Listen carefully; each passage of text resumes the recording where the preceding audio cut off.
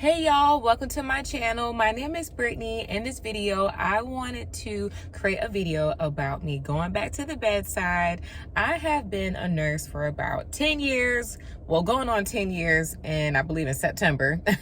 It'll be about 10 years since I've become a registered nurse. And with all those years of experience, the majority of my experience has been in outpatient and clinic. And I did a little bit of inpatient in the gynecology women's unit. So if you haven't watched any of my previous videos, I make a lot of content about nursing, and previously I used to make a lot of content about Airbnb. But with that being said, I decided I wanted to go more to the education route of nursing, becoming a lactation consultant, teaching breastfeeding, which would be more in the maternity setting. Most of my experience has been in pediatrics. I've always worked with the pediatric population, so that can be anywhere from like newborn up to like young adult. But now that I'm going to be more in the maternity specialty, I'll be working more with moms and post-op women's surgical patients and also newborns. So I just wanted to kind of give y'all what it has been for me being away from the bedside for so long, for so many years, and how I've been slowly trying to build my confidence and just like get my feet wet, as far as being an inpatient nurse. So I've posted some other videos about my first week, as far as like when we had like orientation and things like that. So if you want to watch those videos, they're posted on my channel. So with that being said, I've been on the postpartum unit for it's been about 2 weeks, going on 3 weeks. So still like super fresh. And let me tell y'all, that first day I was actually on the floor, I was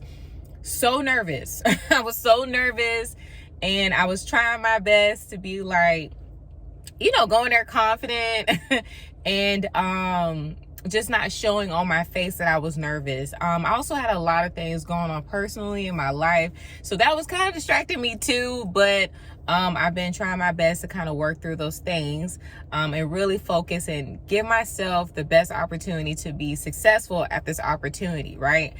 So I was super nervous. I'm pretty sure they could tell that I was nervous, but my preceptors, I have 2 girls that are precepting me for the most part, and then like there's some like people here and there that I'm going to precept with, but the 2 main preceptors I'm with, they're actually younger than me. I'm 33, and one preceptor I have is 27 and the other one is 30.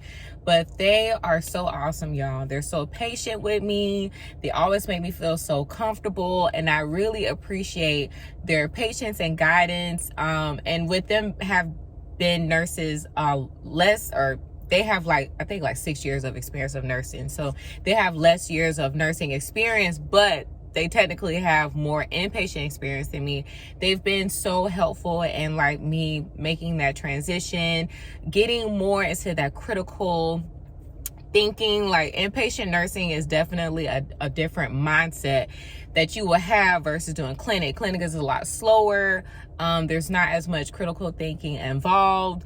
You do think critically, but not as much and not as fast, right? So there is a shift in difference. So I would say the first thing I've had to work on is just literally just being confident because a lot of times, people are they're going to go based off like the energy that you give them, right? I could literally not know a lot, but go in there confident, and people will like trust you based on your confidence. So just building that, going in there when I'm talking to my patients, introducing myself, letting them know what I'm here for. Yes, I have a preceptor, but I'll be the person that's taking care of you.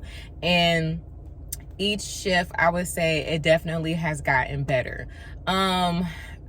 Another thing I had to really work on is like my assessments. Like, y'all, I have not used a stethoscope in so long. Like, I had to go find it. I literally didn't even know where my stethoscope was. I actually have 2 of them from when I was in nursing school, but I had to go find them. I had to go dust them off and go clean them and all that stuff and get used to like using them again. Because in clinic, you're not listening to anything. You're not doing assessments. You're not listening to lungs and heart and bowel sounds and all of that. So I felt super rusty with doing my assessments. But literally, like I said, each time I go into work, each time I have a shift, I become more comfortable doing my assessments. I will say doing assessments on the newborns have been for some reason easier.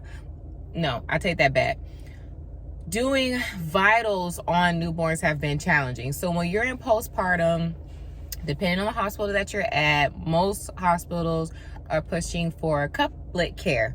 So with couplet care, mom is always going to be with baby. So a lot of times when you come in, mom is in the room and baby is also there in the crib. So when you're going in there, you're assessing both patients, and you're also getting vitals on your newborn. So we do have PCAs at the hospital that I'm at.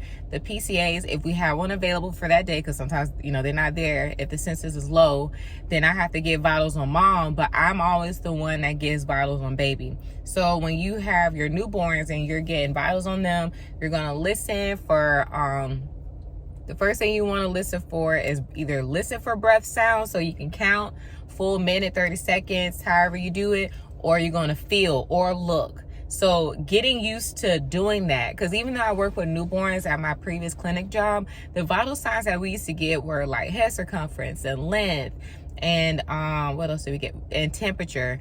So those vitals are not hard at all, because you're not listening to the baby, you're not watching them breathe. Like, those are like bam, bam, bam, do that really quick.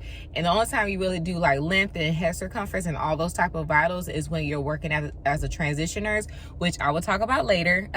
But just, regular schmegular, working on the floor, you're gonna go in there, heart rate, respirations first, and then always do temperature last, because they're going to scream their head off when you get the temperature under their armpit. But I'm fine with doing that. It's just more of getting used to listening to those babies. Their heart rates are like, maybe not that fast. It's like and you have to really count.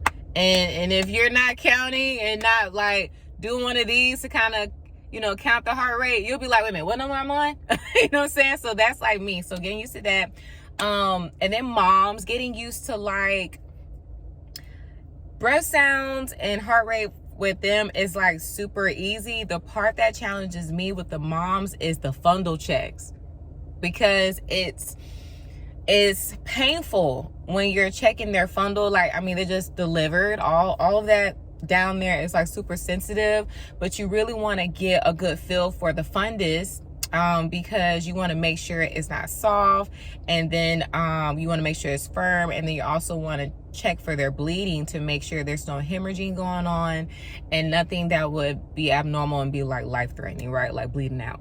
So getting used to palpating the fundus and where it is, I'm still working on that. And then also checking their bleeding to see how much and knowing what is abnormal. So all of that, like building my assessment skills, has been, day by day getting better, but I've been getting really positive feedback from my preceptors. So every day, like I said, I'm feeling more confident. Also, when you're working on a mother-baby unit, you're not only just going to get, your couplet, so your mom and baby, you will also get surgical patients. So women surgical patients. That can be anything from a total hysterectomy, someone's getting fibroids removed, or a surgical patient that's like they had a C-section, right? So those moms and women, because some of them, like if it's total hysterectomy, they're not there to have a baby, they're just there for surgery. So those patients can decline like fast. That's the thing I didn't realize, like how kind of like extreme going from a postpartum patient to a surgical patient can be. Sometimes the surgical patients can be like easy peasy. You're just managing their pain. You're just giving them tramadol. You're just giving them Motrin, Tylenol, whatever they have ordered by the physician. And then once they kind of like start passing gas and get up and walking, there's no nausea and vomiting and things like that they're avoiding, then they can like be discharged. But when they're not passing gas, their nausea and vomiting is really bad, their blood pressure is elevated, like it could turn to like med surge really fast. So that's what I've started to realize. Like, people say that postpartum is one of the easiest units to do all the time, but I don't really feel that way anymore. Postpartum is definitely has its challenges, but you definitely have your good moments too. So that is like a gist of the type of patients that I usually see on the floor.